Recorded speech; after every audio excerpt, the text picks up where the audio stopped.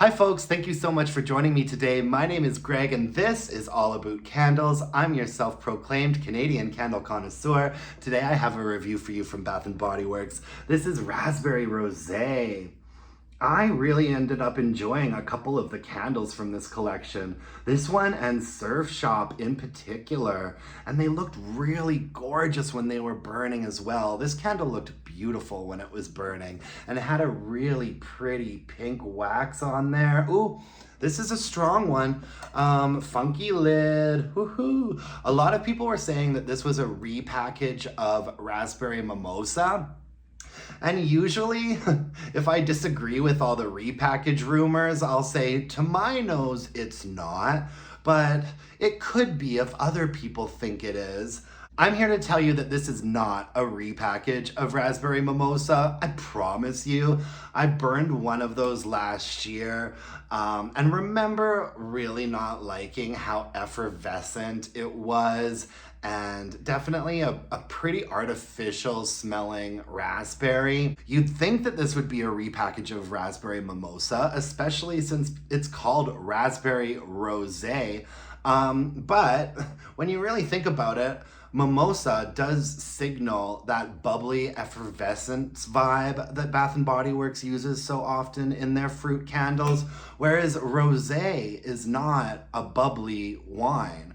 Regular rosé wine is pink and, very bright and berry forward, but it's not sparkling. And this is not sparkling either. And, we can debate about this forever. There's been a lot of different opinions about this candle. This is not a repackage. It's much better than Raspberry Mimosa. The scent notes on it are chilled rosé, sweet raspberries, and pink sugar. So much about this candle, I think, is a little bit misleading.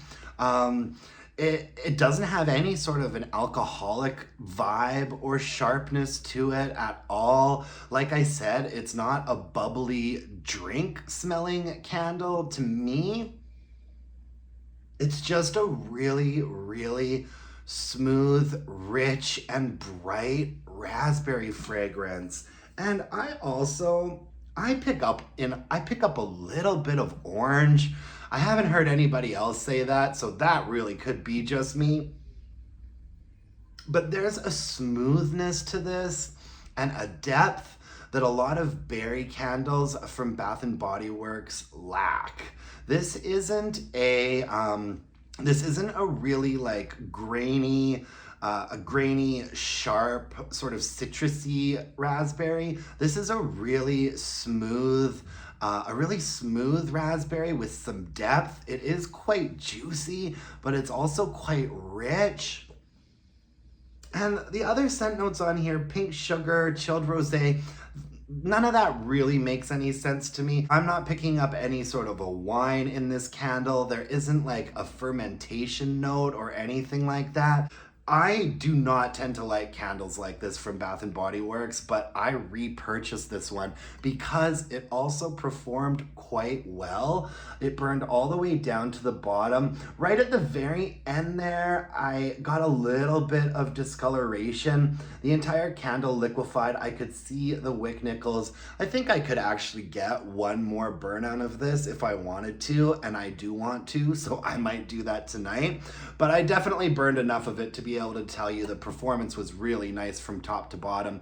I'd say that the strength and throw was a solid 7, and that's in a more open space.